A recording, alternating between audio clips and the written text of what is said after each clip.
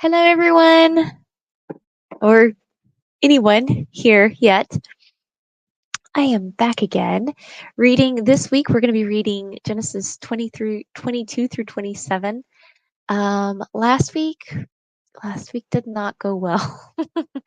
Last week, Sunday, if you watched it, I got locked out of the house. I locked myself out of the house. I locked myself out of the house. And it was just kind of an emotional, slump from there. I didn't end up doing just, and then there's one, I forgot one thing after another happened on Sunday. I didn't end up doing any live on Sunday whatsoever. And then I did it, I think, Tuesday.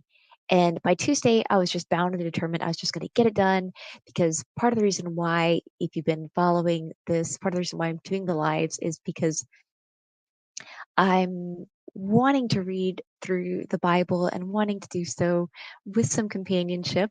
Also, trying to get a little bit better at um, just putting my videos out there without editing the living daylights out of them.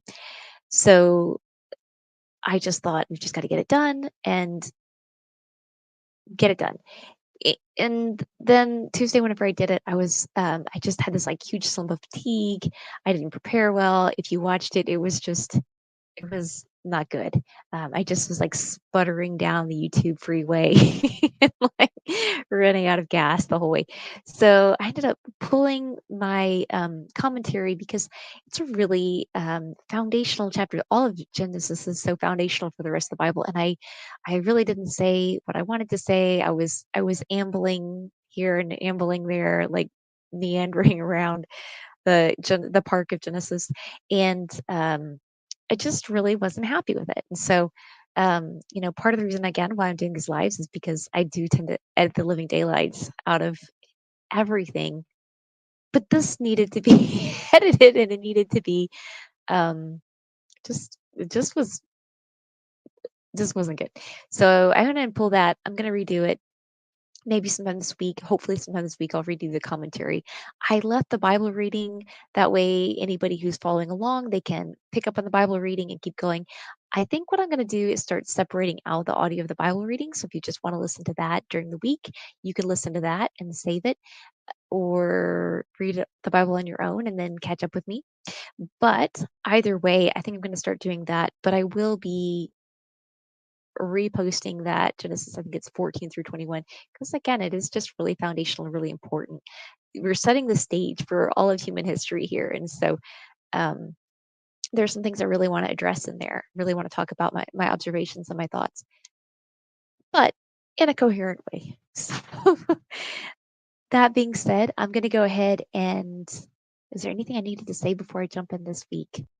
This week is getting really exciting because we are singling in to just give you a little bit of background. We have been talking about how God has set all of human history into motion, and then He started to um, make some choices about this family that we're going to be focusing on. Um, well, let's go back a step further. So He's decided that he's he has a rescue plan for Adam and Eve. Adam and Eve, things go wrong. They mess things up pretty quickly, pretty straight out of the gate. God has a rescue plan. Part of his rescue plan is to work through the course of human history, is to have um, a child who's going to be born.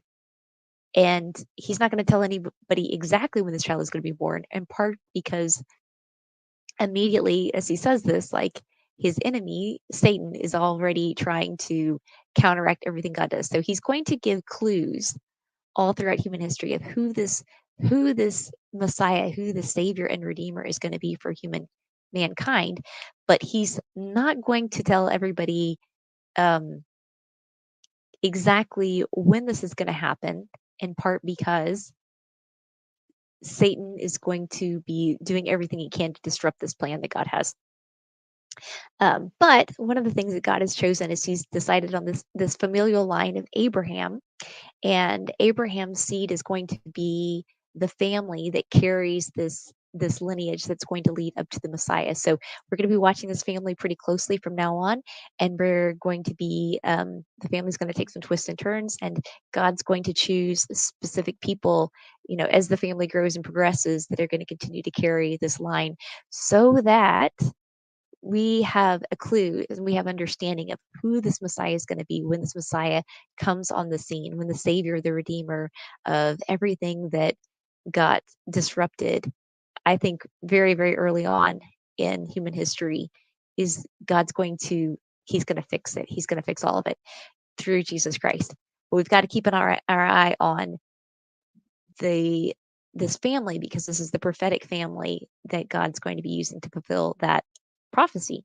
And so, yeah. Okay, so today we're going to jump in with Genesis 22. At this point, um, the son of the promise to Abraham and Sarah has been born, Isaac, and he is I don't know exactly how old he is.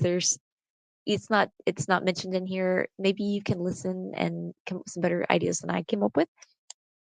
That's part of the beauty of the Bible, is that it's living and active, and there's always more to learn from it. But at this point, I think he's somewhere between a young man and 40 years old, somewhere in that range.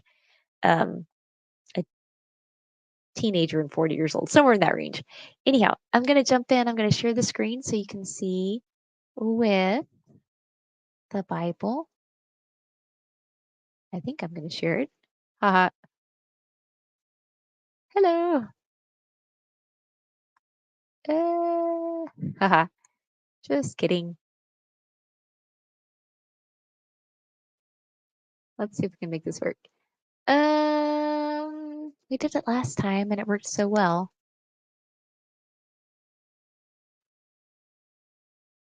Now it doesn't want to work.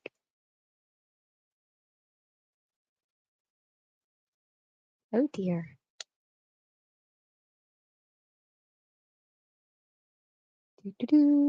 I'll give you some background music. I'm not sputtering. I just can't find it. Let's see. Let's see if we can find it. Uh,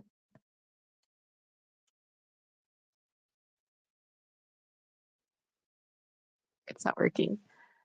It's not working. Why is it not working? Hopefully everything else is working. Well, maybe I'll just read it and you won't have the screen, but I would like for you to have the screen to see along with me. I think that would be so nice. Uh-oh. Okay. I don't know what y'all are looking at, but I don't think it's right. um,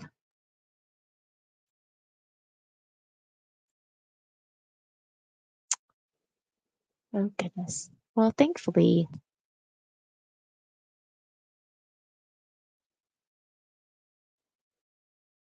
oh dear. What have we done now, StreamYard? Okay. I don't need another person. Maybe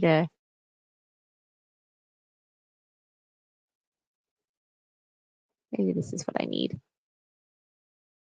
Oh my goodness. They got real fancy this week and they just decided to surprise me with all the fanciness. And look at all this fanciness here. Let's see if we can make this work. Mm,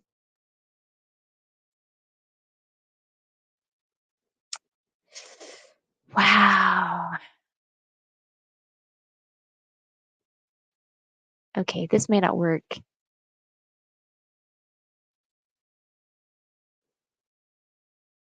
Present. Share screen. Okay, here we go. Maybe so.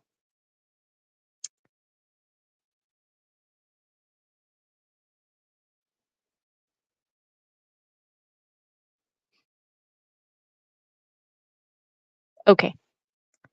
Ta-da! I knew we could do it. I knew it could be done. Let's see. See if we can make this bigger.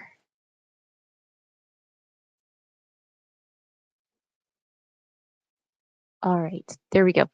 Okay, so we'll start off with Abraham's faith confirmed, and now these titles are not actually part of the original text.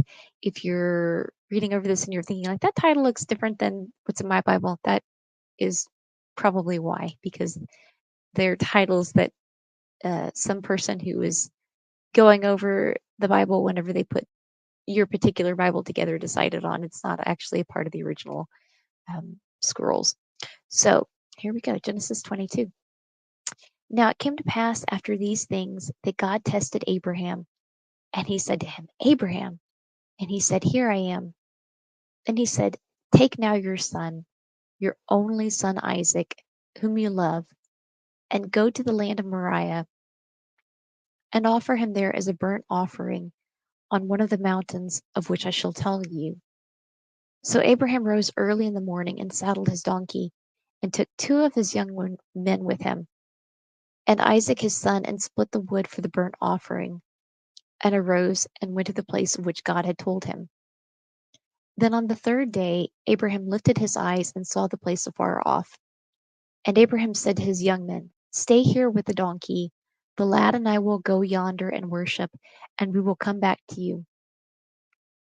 So Abraham took the wood of the burnt offering and laid it on Isaac his son, and he took the fire in his hand and a knife, and the two of them went together.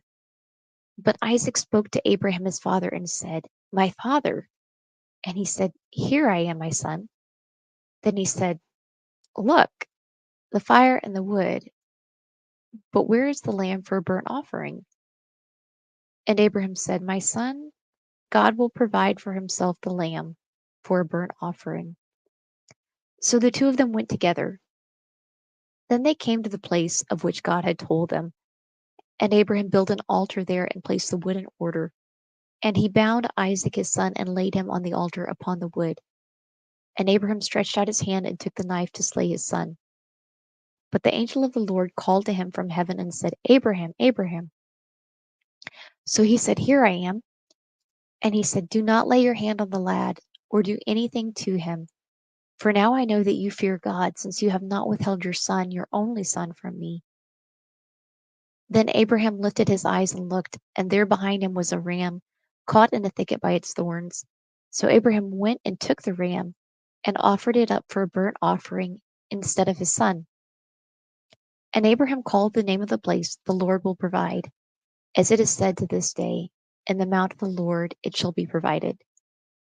Then the angel of the Lord called to Abraham a second time out of heaven, and said, By myself I have sworn, says the Lord, because you have done this thing, and have not withheld your son, your only son.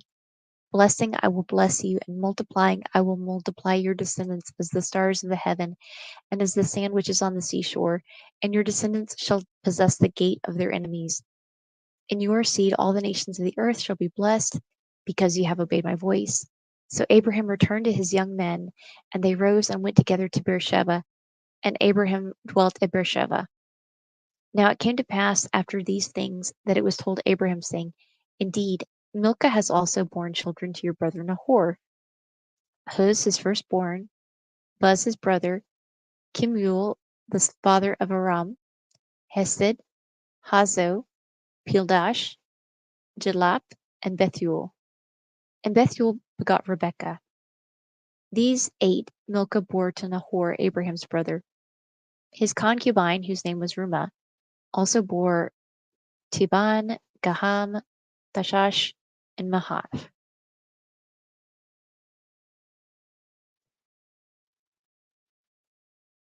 Oops.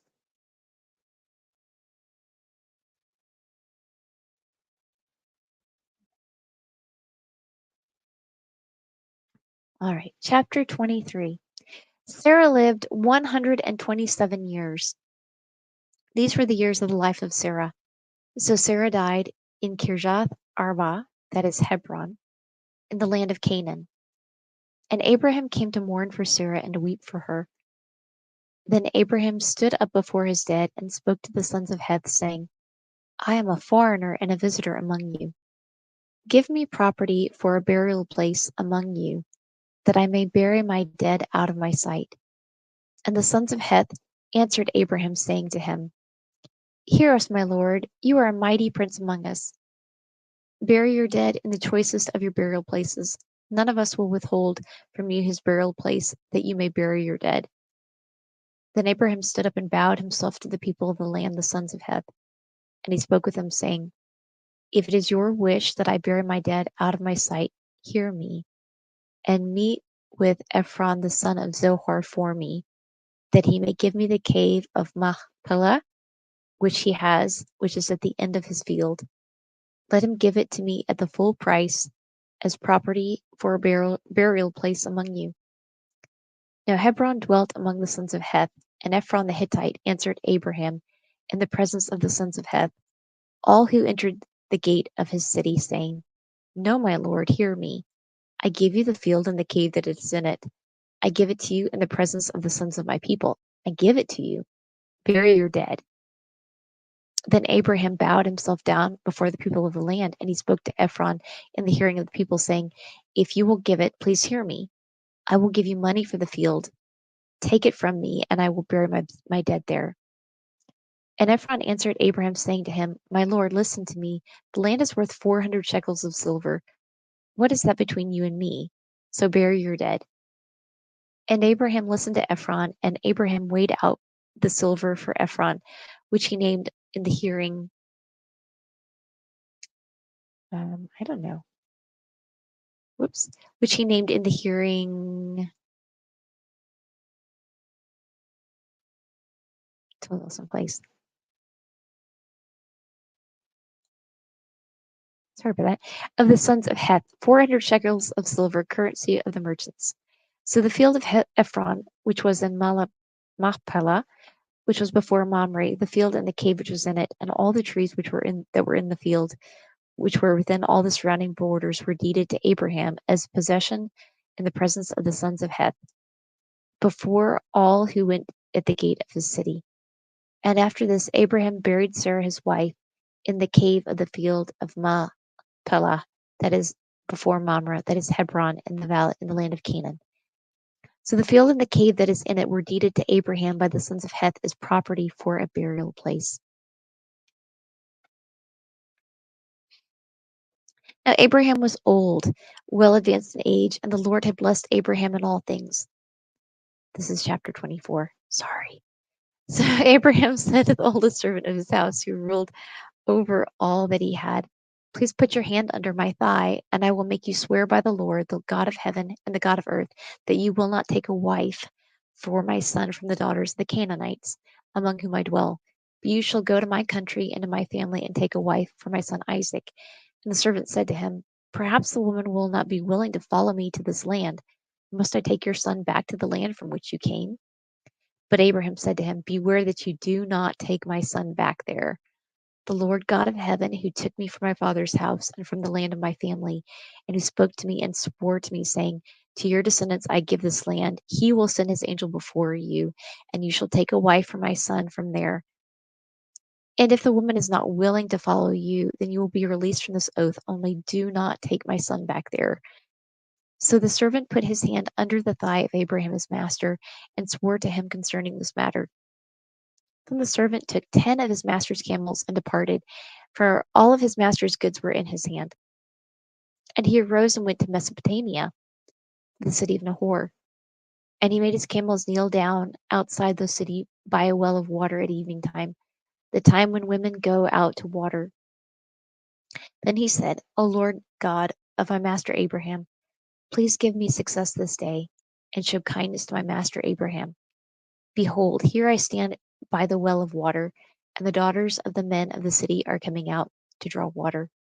Now let it be that the young woman to whom I say, Please let down your pitcher that I may drink, and she says, Drink, and I will also give your camels a drink. Let her be the one you have appointed for your servant Isaac. And by this I will know that you have shown kindness to my master. And it happened, before he had finished speaking, that behold, Rebekah, who was born to Bethuel, son of Milcah, the wife of Nahor, Abraham's brother, came out with her pitcher on her shoulder. Now the young woman was very beautiful to behold, a virgin, no man had known her. And she went down to the well, filled her pitcher, and came up. And the servant ran to meet her, saying, and said, "Please let me drink a little water from your pitcher." So she said, "Drink, my lord." Then she quickly let her pitcher down to her hand and gave him a drink. And when she had finished giving him a drink, she said, "I will draw water for your camels also until they have finished drinking." Then she quickly emptied her pitcher into the trough, ran back to the well to draw water, and drew for all of his camels. And the man, wondering at her, remained silent, so as to know whether the Lord had made his journey prosperous or not. So it was, when the camels had finished drinking, that the man took a golden nose ring weighing half a shekel and 2 bracelets for her wrists weighing 10 shekels of gold, and said, "Whose daughter are you? Tell me, please, is there room in your father's house for us to lodge?" So she said to him, "I am the daughter of Bethuel, Milcah's son, whom she bore to Nahor." Moreover, she said to him, "We have both straw and feed enough, and room to lodge." Then the man bowed his head and worshipped the Lord. And he said, "Blessed be the Lord God of my master Abraham, who has not forsaken his mercy and his truth toward my master. As for me, being on the way, the Lord led me to the house of my master's brethren." So the young woman ran and told her mother's household these things. Now Rebekah had a brother whose name was Laban, and Laban ran out to the man by the well. So it came to pass, when he saw the nose ring and the bracelets on his sister's wrists, and when he heard the words of his sister Rebekah, saying, "Thus the man spoke to me," that he went to the man, and there he stood by the camels at the well. And he said, "Come in, O blessed of the Lord. Why do you stand outside? For I have prepared the house and a place for the camels." Then the man came to the house, and he unloaded the camels, and provided straw and feed for the camels, and water to wash his feet, and the feet of the men who were with him. Food was set before him to eat, but he said, "I will not eat until I have told about my errand." And he said, "Speak on." So he said, "I am Abraham's servant. The Lord has blessed my master greatly, and he has become great. He has given him flocks and herds, silver and gold, male and female servants, and camels and donkeys. And Sarah, my master's wife, bore a son to my master when she was old, and to him he has given all that he has. Now my master made me swear, saying, 'You shall not take a wife for my son from the daughters of the Canaanites, in whose land I dwell, but you shall go to my father's house and to my family, and take a wife for my son.' And I said to my master, 'Perhaps the woman will not follow me.' But he said to me, 'The Lord before whom I walk will send his angel with you, and prosper your way, and you shall take a wife for my son from my family and from my father's house. You'll be clear from this oath when you arrive among my family, for if they will not give her to you, then you will be released from my oath.' And this day I came to the well and said, 'O Lord God of my master Abraham, if you will now prosper the way in which I go, behold, I stand by the well of water, and it shall come to pass that when the virgin comes out to draw water, and I say to her, Please give me a little water from your pitcher to drink, and she says, Drink, and I will draw for your camels also. Let her be the woman whom the Lord has appointed for my master's son.' But before I had finished speaking in my heart, there was Rebekah coming out with her pitcher on her shoulder, and she went down to the well and drew water. And I said to her, Please let me drink. And she made haste and let her pitcher down from her shoulder, and said, Drink, and I will give your camels a drink also. So I drank, and she gave the camels a drink also. Then I asked her and said, Whose daughter are you? And she said, The daughter of Bethuel, Nahor's son, whom Milcah bore to him. So I put the ring on her nose and the bracelets on her wrists. And I bowed my head and worshipped the Lord, and blessed the Lord God of my master Abraham, who had led me in the way of truth to take the daughter of my master's brother for his son. Now if you will deal kindly and truly with my master, tell me, and if not, tell me, that I may turn to the right hand or to the left." Then Laban and Bethuel answered and said, "The thing comes from the Lord. We cannot speak to you either bad or good. Here is Rebekah before you. Take her and go, and let her be your master's son's wife, as the Lord has spoken." And it came to pass, before Abraham's servant heard their words, that he worshipped the Lord, bowing himself to the earth. Then the servant brought out jewelry of silver, jewelry of gold, and clothing, and gave them to Rebekah. He also gave precious things to her brother and to her mother. And he and the men who were with him ate and drank and stayed all night. Then they arose in the morning and said, "Send me away to my master." But her brother and her mother said, "Let the young woman stay with us a few days, at least 10. After that she may go." And he said to them, "Do not hinder me, since the Lord has prospered my way, and send me away so that I may go to my master." So they said, "We will call the young woman and ask her personally." Then they called Rebekah and said to her, "Will you go with this man?" And she said, "I will go." So they sent Rebekah their sister and her nurse, and Abraham's servant and his men. Sorry, they sent away Rebekah their sister and her nurse, and Abraham's servant and his men. And they blessed Rebekah and said to her, "Our sister, may you become the mother of thousands of 10,000s, and may your descendants possess the gates of those who hate them." Then Rebekah and her maids arose, and they rode on the camels and followed the man. So the servant took Rebekah and departed. Now Isaac came out of the way of Beer-lahai-roi, for he dwelt in the south. And Isaac looked out, and Isaac went out to meditate in the field in the evening. And he lifted his eyes and looked, and there the camels were coming. Then Rebekah lifted her eyes, and when she saw Isaac, she dismounted from her camel, for she had said to the servant, "Who is this man walking in the field to meet us?" And the servant said, "It is my master." So she took a veil and covered herself. And the servant told Isaac all the things that he had done. Then Isaac brought her into his mother Sarah's tent, and he took Rebekah, and she became his wife, and he loved her. So Isaac was comforted after his mother's death. That was chapter 24. I have to take a quick tea break. I'm a little parched.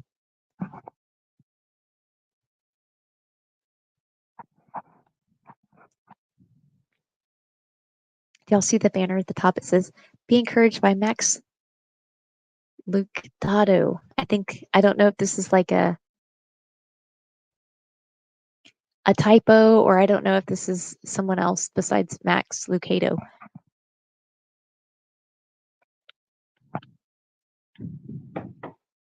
Either way, you can go to Bible Gateway and sign up and be encouraged daily. I guess they have emails. Okay, chapter 25.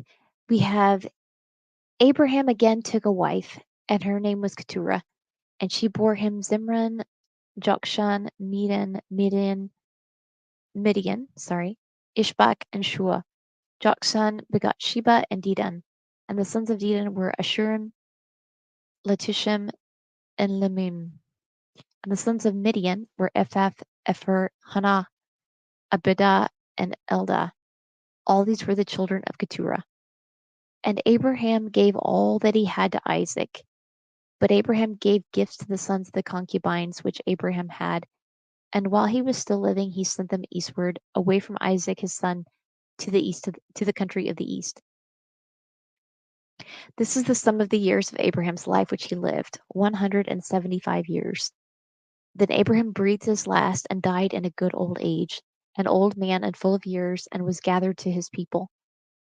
And his sons Isaac and Ishmael buried him in the cave of Machpelah, which is before Mamre, in the field of Ephron, the son of Zohar the Hittite, the field which Abraham purchased from the sons of Heth. There Abraham was buried, and Sarah his wife. And it came to pass after the death of Abraham that God blessed his son Isaac, and Isaac dwelt in Beer-lahai-roi.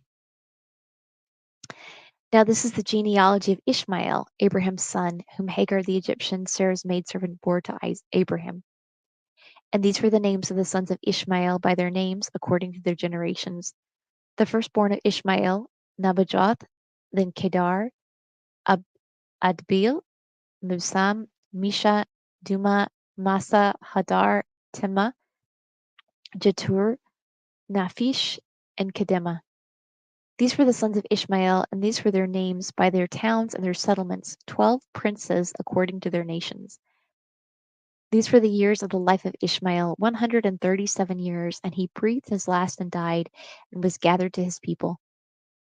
They dwelt from Havilah as far as Shur, which is east of Egypt as you go toward Assyria. He died in the presence of all his brethren. This is the genealogy of Isaac, Abraham's son. Abraham begot Isaac. Isaac was 40 years old when he took Rebekah his wife, the daughter of Bethuel the Syrian of Padam Aram, the sister of Laban the Syrian.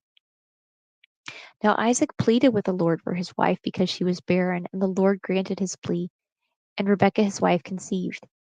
But the children struggled within her, and she said, "If all is well, why am I like this?" So she went to inquire of the Lord, and the Lord said to her, "Two nations are in your womb, two peoples shall be separated from your body. One people shall be stronger than the other, and the older shall serve the younger." So when her days were fulfilled for her to give birth, indeed there were twins in her womb, and the first came out red. He was like a hairy garment all over. So they called his name Esau. Afterward his brother came out, and his hand took hold of Esau's heel. So his name was called Jacob. Isaac was 60 years old when she bore them. So the boys grew, and Esau was a skillful hunter, a man of the field, but Jacob was a mild man, dwelling in tents. And Isaac loved Esau because he ate of his game, but Rebecca loved Jacob. She loved Isaac too. Side note.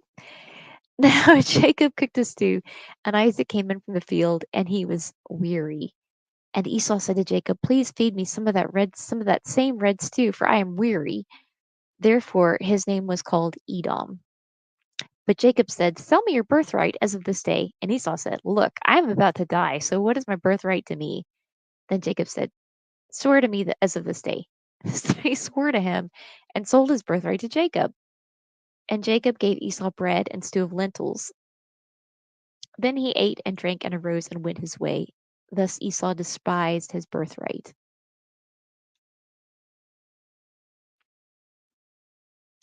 Chapter 26. There was a famine in the land, besides the first famine that was in the days of Abraham.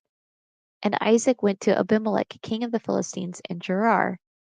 Then the Lord appeared to him and said, "Do not go down to Egypt to live in the land of which I shall tell you. Dwell in this land, and I will be with you and bless you.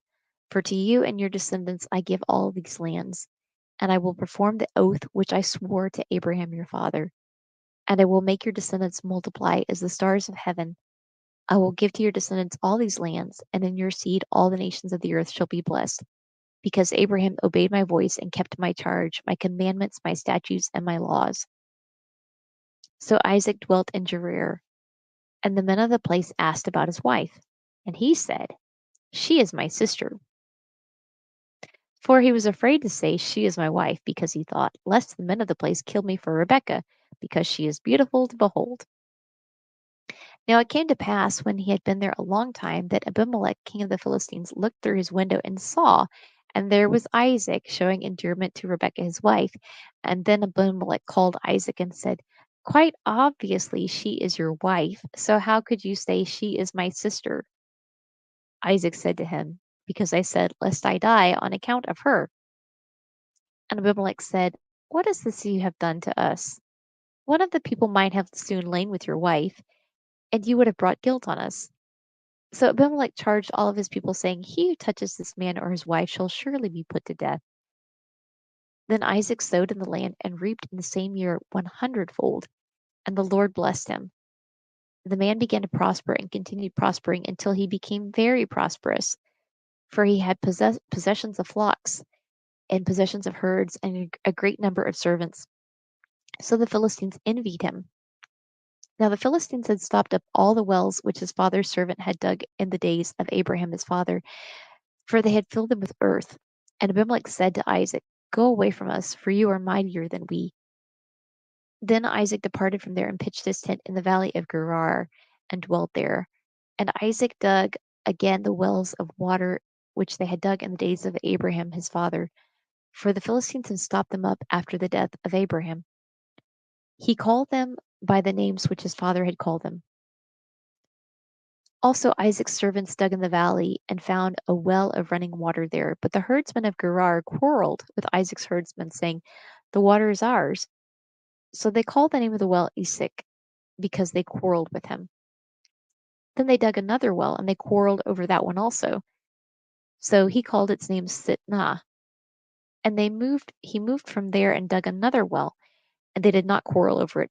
So they called its name Re- Rehoboth, because he said, "For now the Lord has made room for us, and we shall be fruitful in the land." Then he went up from there to Beersheba, and the Lord appeared to him the same night and said, "I am the Lord, I am the God of your father Abraham. Do not fear, for I am with you. I will bless you and multiply your descendants for my servant Abraham's sake." So he built an altar there and called on the name of the Lord, and he pitched his tent there, and there Isaac's servants dug a well. Then Abimelech called to him from Gerar with Azuzah, one of his friends, and Phihol, the commander of his army. And Isaac said to them, "Why have you come to me, since you hate me and have sent me away from you?" But they said, "We have certainly seen that the Lord is with you." So we said, let there now be an oath between us, between you and us, and let us make a covenant with you, that you will do us no harm, since we have not touched you, and since we have done nothing to you but good, and have sent you away in peace. You are now the blessed of the Lord. So he made them a feast, and they ate and drank. Then they arose early in the morning and swore an oath to one another, and Isaac sent them away, and they departed from him in peace. It came to pass the same day that Isaac's servants came and told him about the well which they had dug, and said to him, "We have found water." So he called it Sheba. Therefore the name of the city is Beersheba to this day.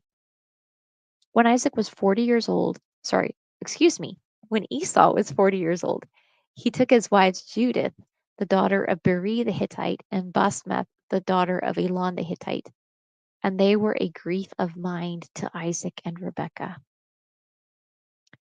End of chapter 26. Okay, I have to take a tea break.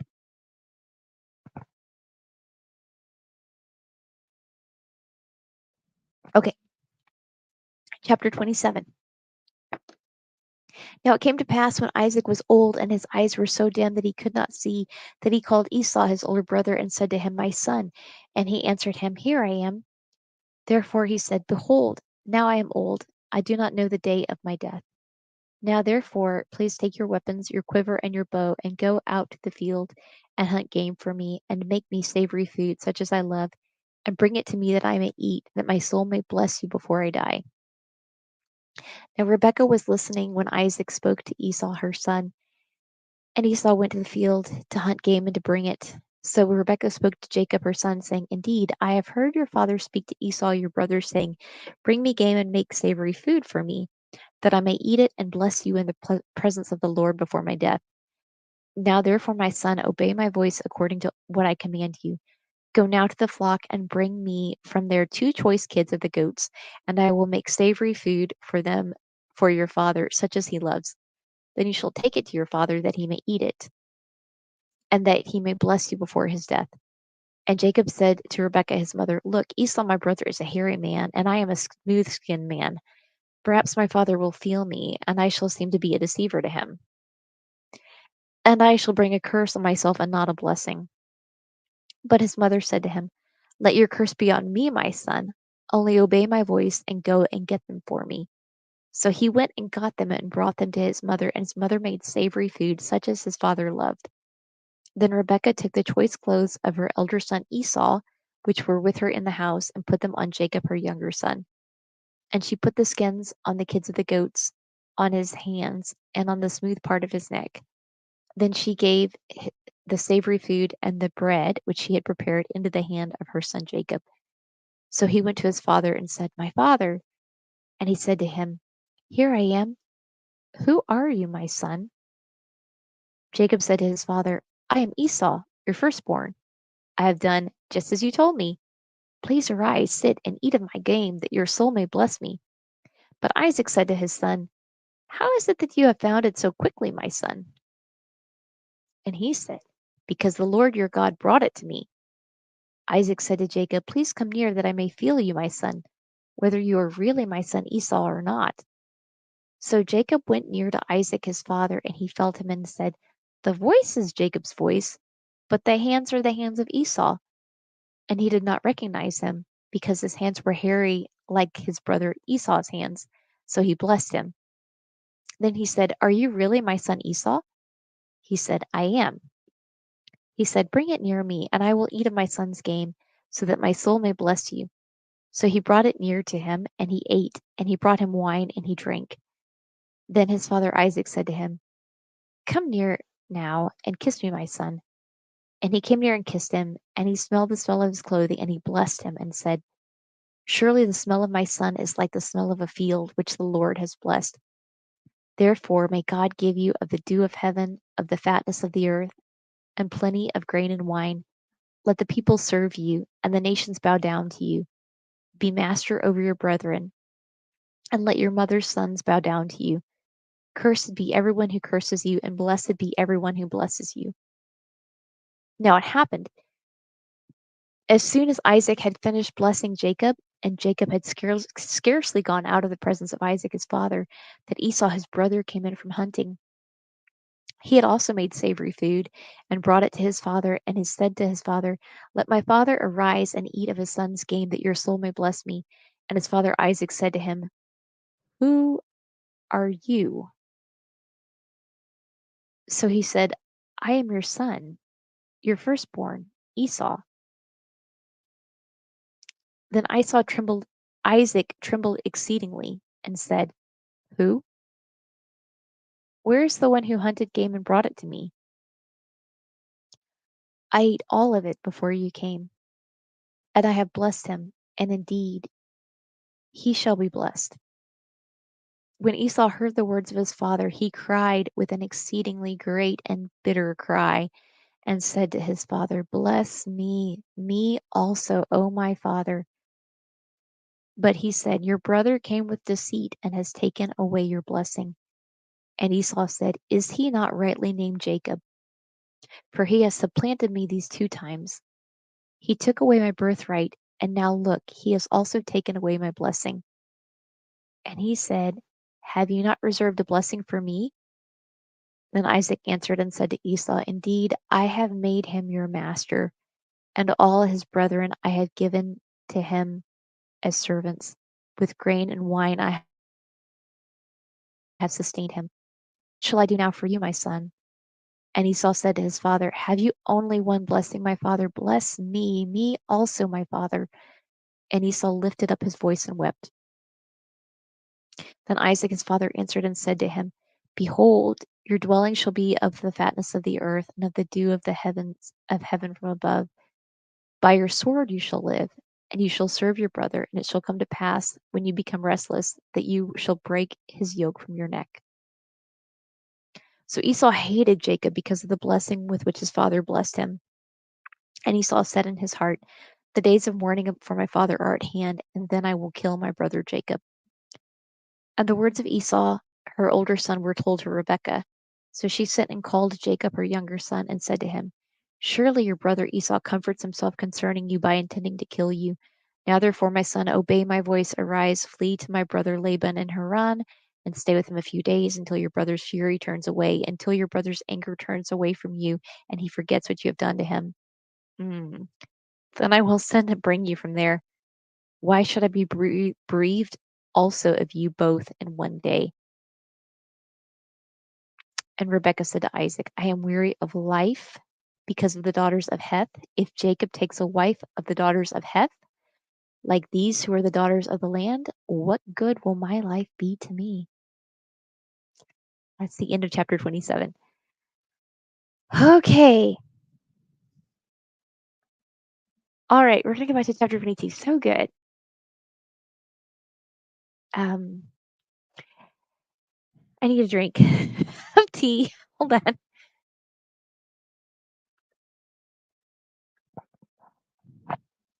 I love that ending part. What could my life be to me? The daughters of Heth.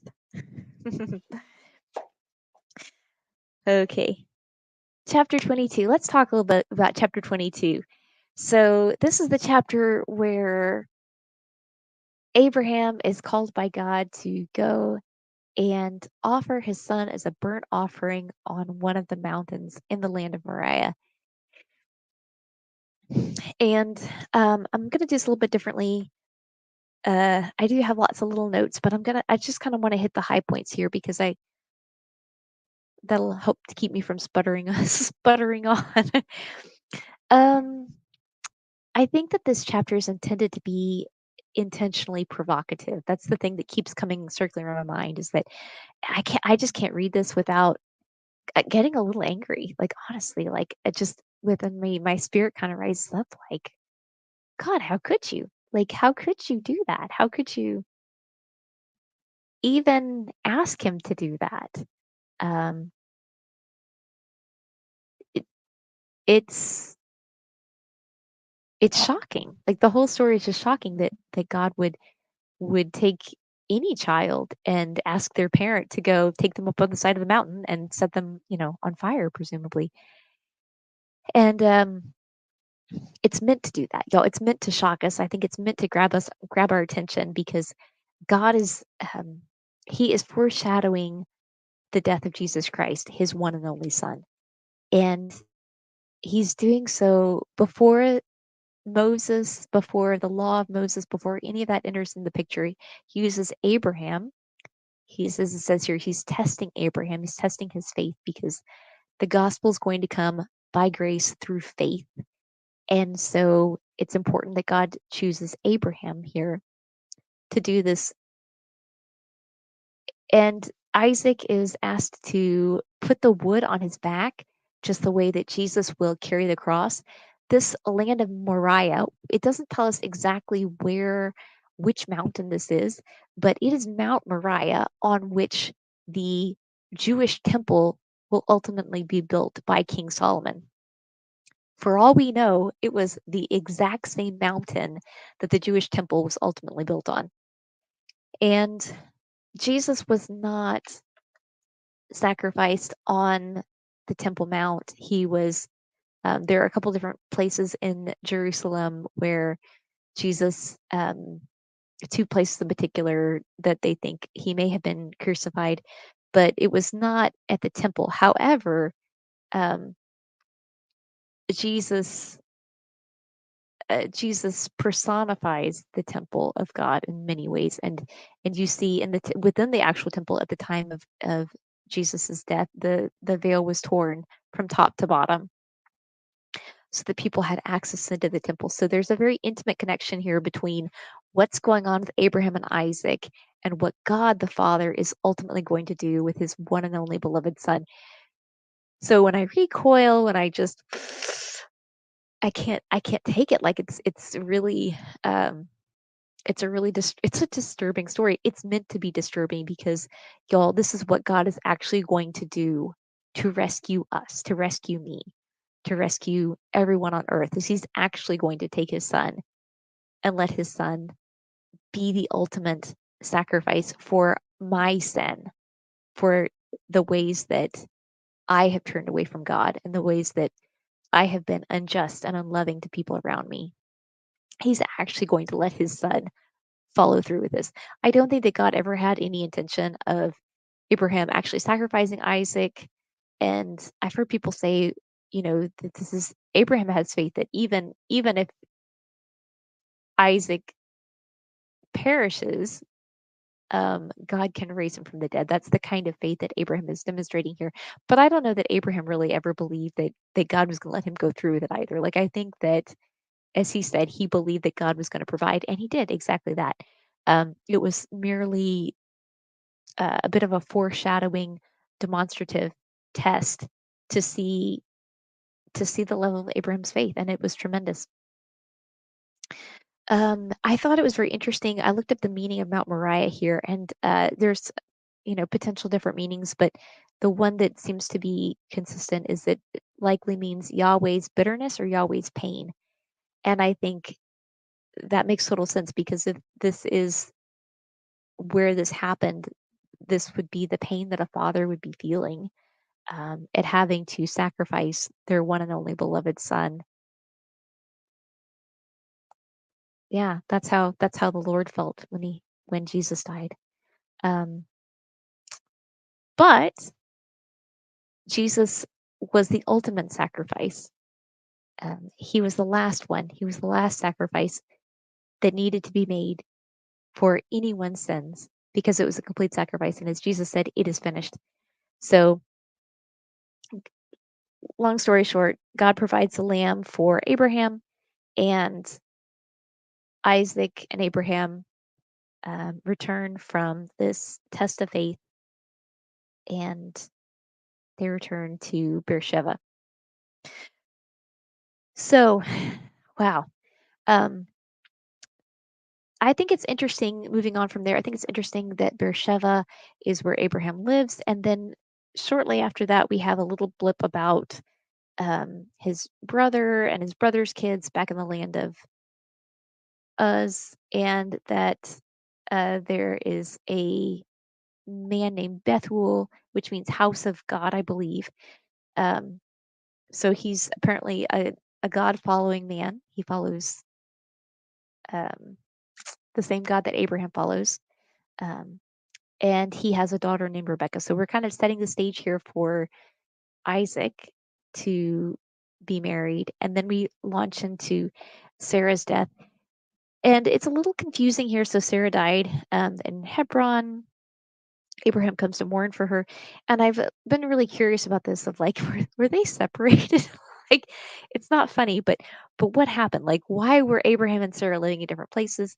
So there's a bunch of different theories on this. You can go and read online. But I think to me it makes sense, the most sense, that Abraham had this dramatic test of faith, and like I don't know that it really went well in his day-to-day relationships after this. Like, in other words, I think Sarah might have been a little angry at him if she found out about how this happened.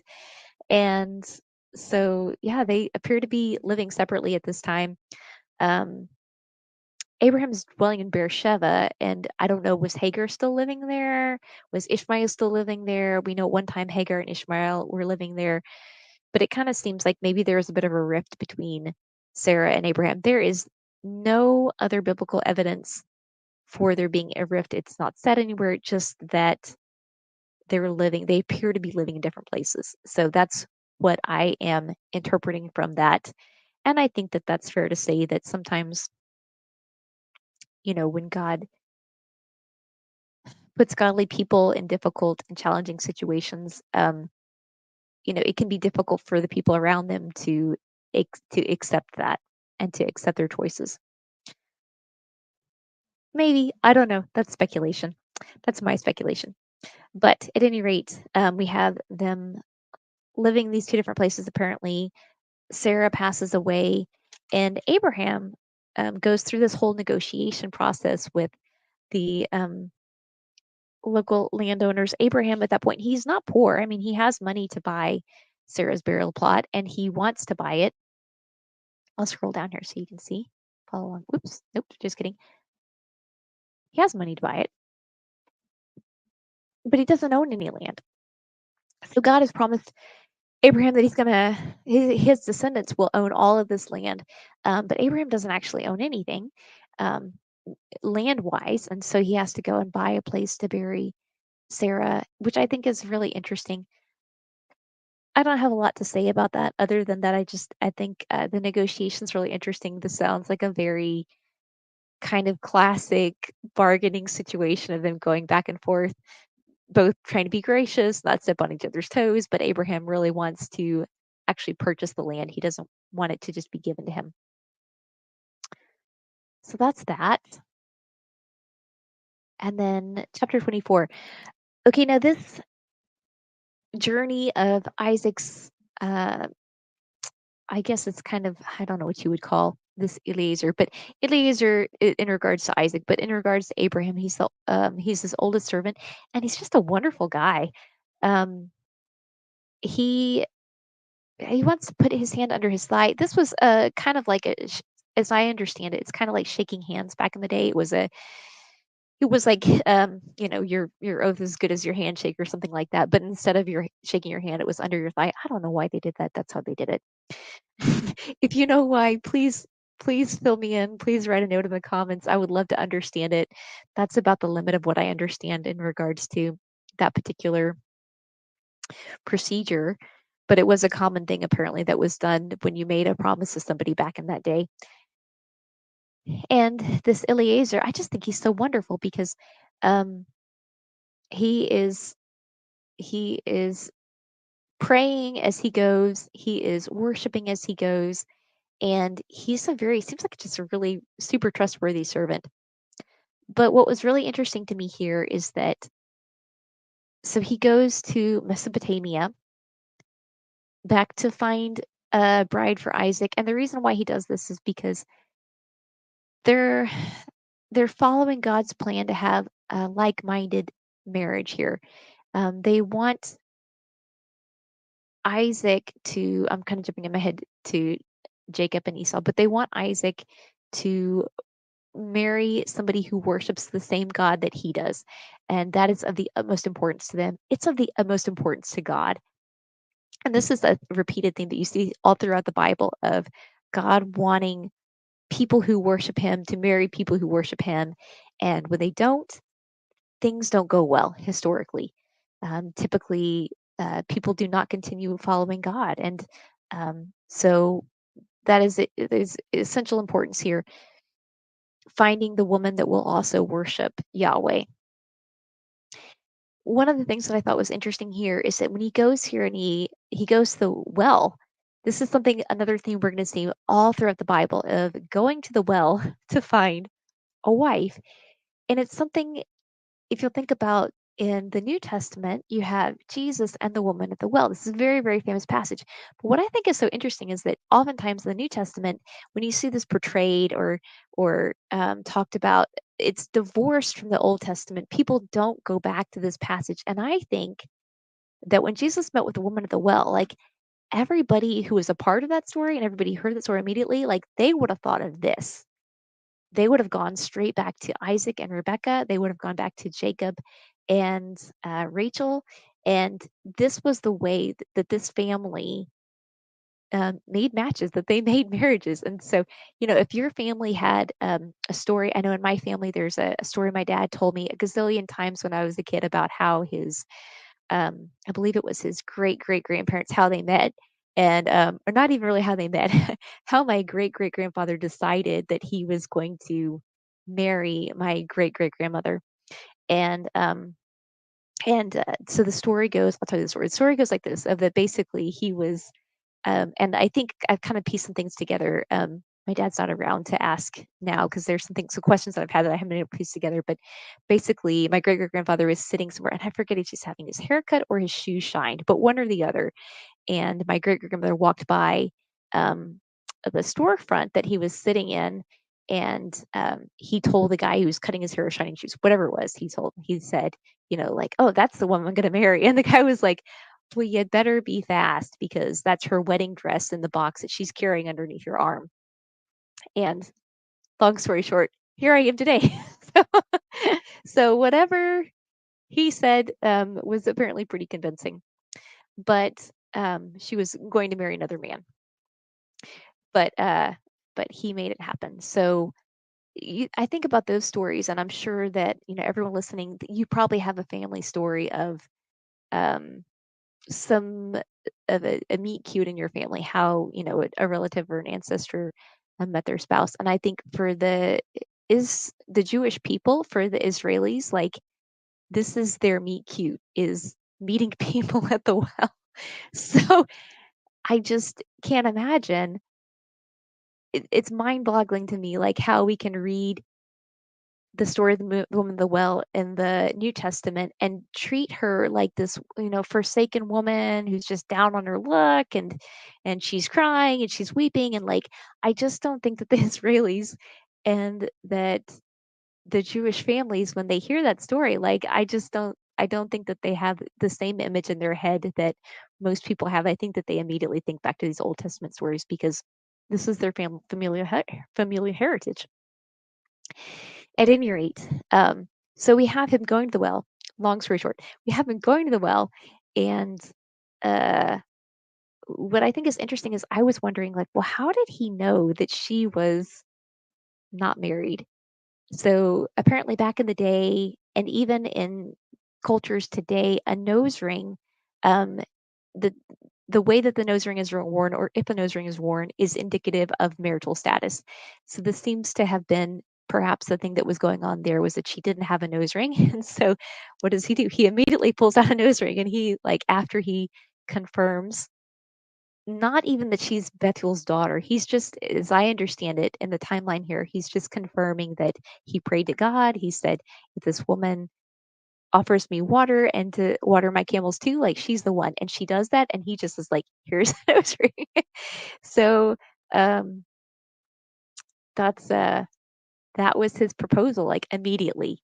And I think that that shows tremendous faith too, because he didn't, after he basically proposes to her on behalf of um, his employer, then then he finds out that she is exactly the person that he was looking for. But he had already confirmed that via his prayer, which is pretty cool. So that's that. We're gonna keep trucking. Cool things. What else?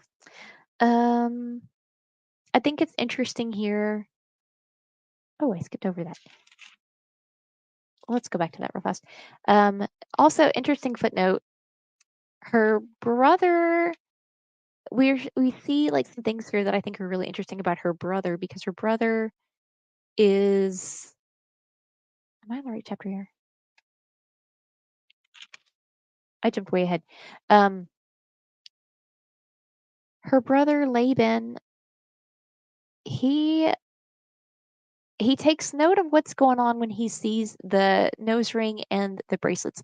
Now that could just be because, again, because that was a symbol of marriage, and I mean, most people, like if their sister came home and was like flashing an engagement ring, like they would take notice of it.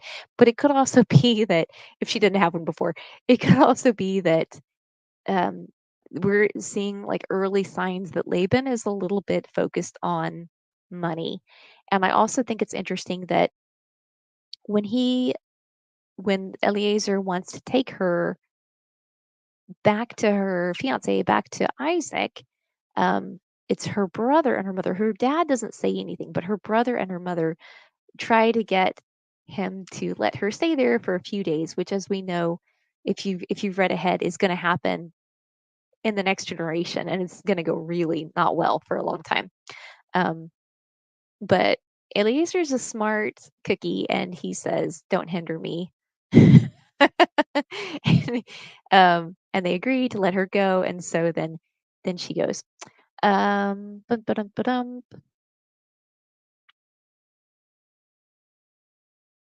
And okay, I skipped that chapter. I didn't mean to. Abraham and Keturah. So this is really interesting to me. Abraham and Keturah, and a little bit troublesome, because a part of me is like, no, what about Sarah? He only had the one son with her, and that was special. And now he marries Keturah, and they have a whole bunch of kids together. And so, um, God keeps reiterating that Abraham has only one son, but he has only one son of the promise. He has only one son with Sarah, whom God promised to bless and to use their child to build this line through which is going to come the Messiah. Abraham has many sons, as the song goes, between Hagar and Sarah and then Keturah. Now, some people say, I was reading about this, some people say that Keturah is Hagar. I don't agree with that because of verse 6 here, where it says, But Abraham gave gifts to the sons of the concubines which Abraham had, which would imply that there was more than one, which I think would mean Hagar and Keturah. But um, these sons are also going to play a role. We see Midian, and which is going to become a nation, I believe. And it also means strife or judgment. And then the names of some of these other kids were interesting too. So Ishbak means to leave or forsake. And uh, Shua means brought low, a cry, prostration, possibly to save. So I don't know that, I think that it's important to remember that Abraham was a man who lived by faith. He was a man who's chosen by God, but he was not a perfect man. You know, we'll leave it at that. Um,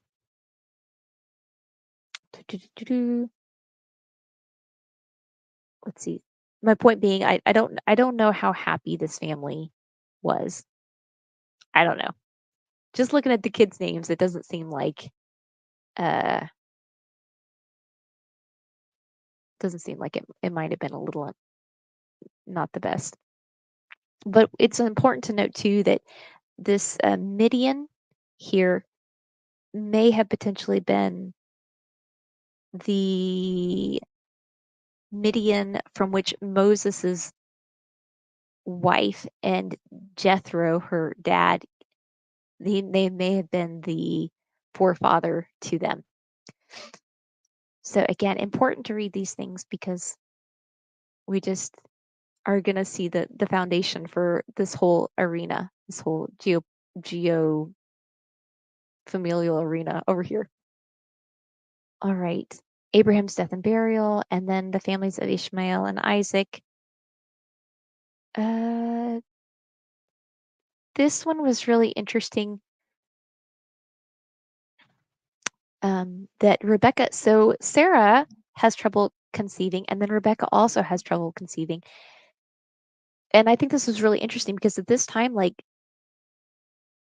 I don't know that women had a lot of trouble conceiving, but they both did in succession. And I think that God is intentionally allowing this in part because He is demarcating. He is he is emphasizing this particular line, this familial line that He's going to use ultimately, as I've said before, in bringing about the Messiah. But you have these two brothers. They are fighting even in the womb.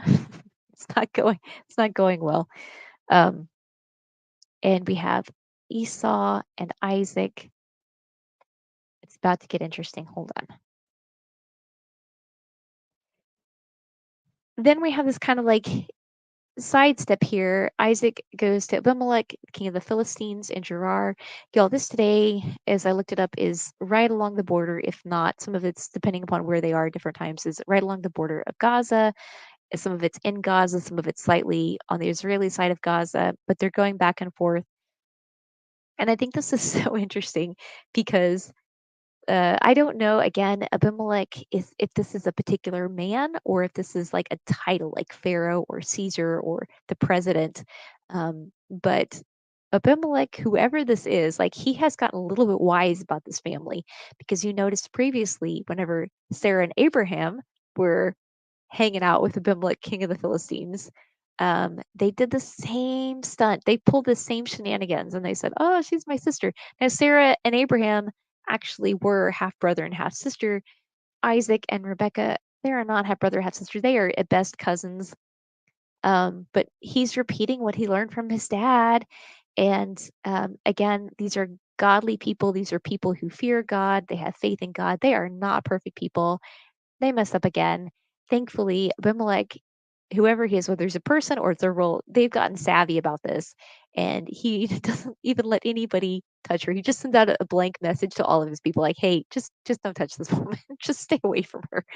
Um, so godly people, not perfect people by any stretch of the imagination. We see this; it's the same thing that the father passed on to the son of lying about his wife. Then at the bottom, verse 34, you have the kind of this footnote here, which I think is a big deal. It says, when Esau was 40 years old, he took his wives Judith, the daughter of Beri the Hittite, and Basmath, the daughter of Elon the Hittite, and they were a grief of mind to Isaac and Rebekah. Now, two things. I forgot to talk about the birthright and how Jacob bought the birthright from Esau for a bowl of soup. He is the firstborn. He automatically received these things. He didn't have to do anything to earn these things, but he gave them away. He had the birthright, which meant that he inherited everything from his dad, and he sold it for it was a stew of bread and lentils. So this wasn't even like venison, foie gras, steak. This was like pea soup. He sold his land, his inheritance for pea soup, basically. Um, and that was his. Like he didn't have to do anything to get it. He just automatically received these things because he was born first. He gave it away wholesale. And then this is the second thing here where He takes two wives. He's the first person in his lineage that takes two wives, that introduces polygamy. And here's the kicker, was that there were two daughters that were born to Laban, Rebecca's son. And I have read um, some people believe that Leah, the oldest daughter, was intended for Esau, and then Rachel, the youngest daughter, was intended for Jacob. But Esau didn't want any of it. Esau rejects that. He goes and he, unlike his father, who it was very, very important, and his grandfather, who was very, very important, that they married women that worship the same God that they worship. Esau goes and marries two women who worship totally different gods than what he worships. And I think this is a real turning point in Esau's life. So he's already given away his right to his physical inheritance. Now he's giving away his right to his basically his betrothed wife to be, which was supposedly Leah. I think it makes total sense. Um, and he's taken these foreign wives. So I think that says a lot, that these are Esau's choices and Esau's decisions. Like, and this was prophesied before he was born, but he's still the one making these choices and decisions, which I think is very interesting from a free will, you know, God's sovereignty perspective. That God knew what Esau was going to do before he did it, and Esau went and did it anyways. He didn't have to make these choices. He could have made different choices. So he's given away the land. He's given away his intended bride, or he's just ditched her basically at this point, Leah. And then we have this scenario with Isaac and Jacob. And Isaac apparently can't see very well at this point. So Jacob and Rebecca mainly hatches a plan to take the blessing. So we've lost the inheritance, the physical inheritance to Jacob. He hasn't lost his betrothed wife yet. He just ditched her basically. It's not funny. I just laugh awkwardly.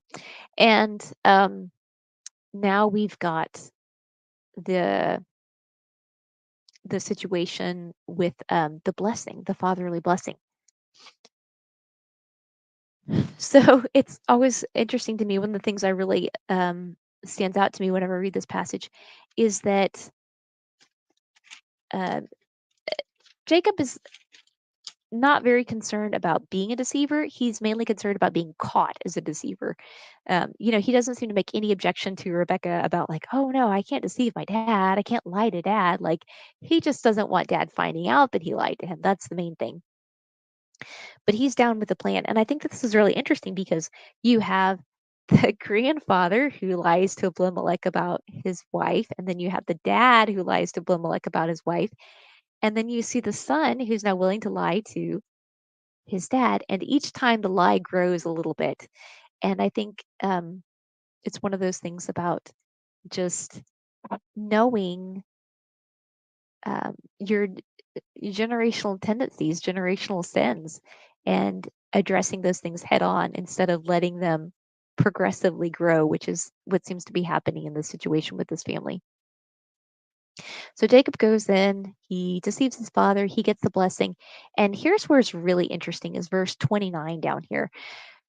So um, I'm sorry, I'm going to skip down a little bit. So he gets blessed, and then Esau comes in, and this is just heartbreaking to me. That, like, first of all, like, Esau gave away his inheritance, his physical inheritance. He didn't want the wife that mom and dad picked out for him, and now this last bit of his dad's actual blessing, he doesn't seem to care about dad's God. Dad's God is, you know, he's flipping the bird at dad's God. Like, he really doesn't care about the God of Abraham and Isaac, but he does want his father's blessing.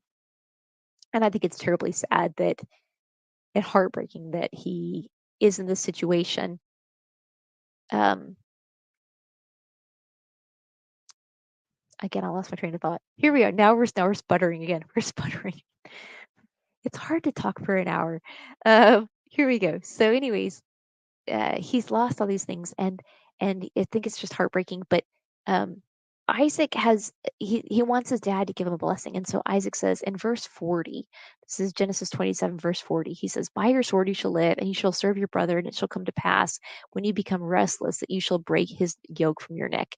Now, what's interesting here is that I think that from the following verses, Esau probably thought this was going to happen in short order. Like many of God's prophecies that we kind of think like, oh, that'll come to pass soon.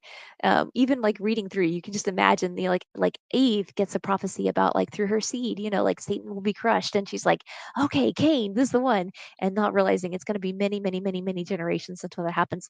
And this is another interesting verse like that because we see immediately after this verse that Esau is like, okay, after my dad passes away, then I'm going to kill my brother.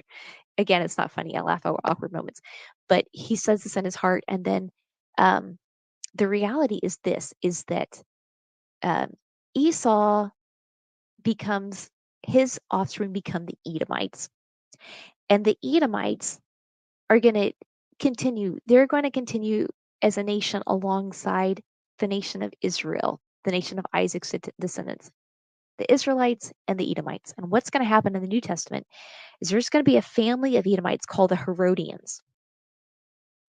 So this is if you ever heard of King Herod or Herod the Great. These are Esau's kids, his great great great great great great great great great great however many grandkids. And what's going to happen is Rome, the nation of Rome, is going to come and they're going to choose one of them, Herod the Great, I believe, and he's going to be installed as a puppet king over the Israelis.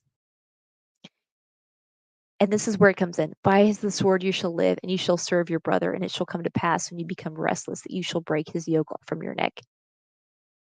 What is Herod the Great known for?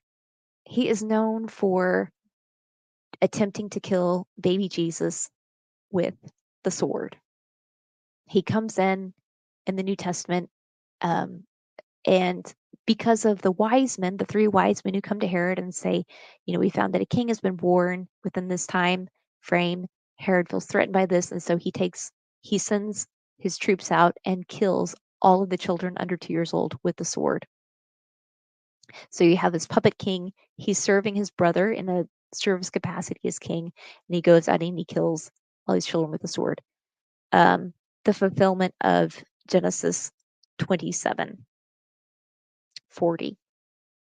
But it continues on because then you have his son, who's also Herod, who ends up killing John the Baptist with a sword. He ends up beheading him. So one of the things that's really interesting, again, these prophecies, we can I kind of tend to read through them quickly, but um, they come to pass in a multitude of ways. And so I think it's one of the um, most validating points about the Bible is that you see these prophecies that are made by different people at many different times, and they come to pass over and over again. And you see the fulfillment of these words coming to pass. And I think that that is incredibly validating. There's no other book like that exists. So you have the blessing of Esau, which is a lot different than the blessing of Jacob, and very sad. But um, as we go on from there, you have Esau who intends to kill his brother, and God uses it for good because it's going to send Jacob to meet Leah, who was presumably intended originally for Esau, but he rejected her, and Rachel, whom he will end up marrying. That's it. I think that that's it for today. Yeah, I think that's about it for today. So, y'all, thank you for I don't think anybody joined me today, and that's okay. But if you watch this afterwards, thank you for popping in, and I hope you enjoyed it. It's helping to hold me accountable and helping me to work on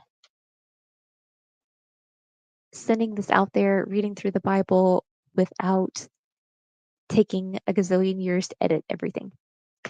So, yeah, I hope everybody has a great week, and I will see you back here next week at this time. Take care. Bye bye.